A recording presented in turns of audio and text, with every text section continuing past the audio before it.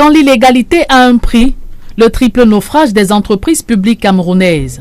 Cette production intellectuelle du professeur Viviane Ondoi-Biwole n'a certainement surpris l'opinion nationale qui l'écoute depuis bientôt 10 ans sur la gestion catastrophique des sociétés d'État. Elles sont plus d'une centaine d'entreprises publiques maintenues en vie sous perfusion à coups de milliers de milliards, injectés dans leur fonctionnement depuis des décennies. À titre d'exemple, 40 milliards de francs CFA de pertes pour la seule année 2022.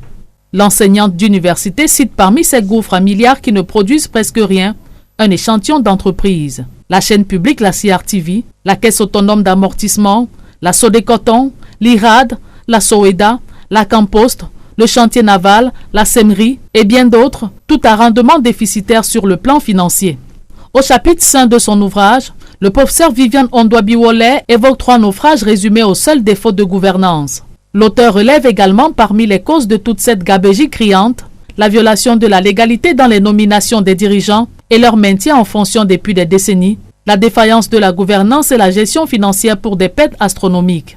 Le cas des 40 milliards perdus l'année 2022 est assez éloquent comme les autres chiffres à retenir sur les dirigeants hors la loi. 77 présidents de conseils d'administration, 102 directeurs généraux et leurs adjoints et 4 entreprises en faillite technique, encore en vie, grâce aux subventions de l'État. Où va tout cet argent public, s'interroge l'auteur, sur les près de 30 milliards de francs CFA de subventions d'exploitation et d'investissement notés en 2022. La réponse donne du tournis aux économistes.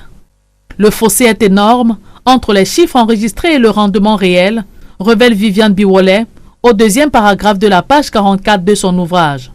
Pour les mesures à prendre dans l'urgence pour stopper l'hémorragie en cours, le professeur Viviane Ondoi-Biwole recommande au gouvernement le renouvellement immédiat des présidents de conseil dont le mandat est échu et par ordre de priorité, les entreprises les plus anciennes et les plus déficitaires.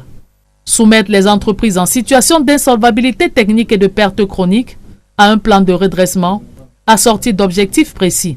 Et enfin, instituer un suivi annuel de conformité et de performance appuyé sur la base des données tracées et vérifiables et non faire de simples constats.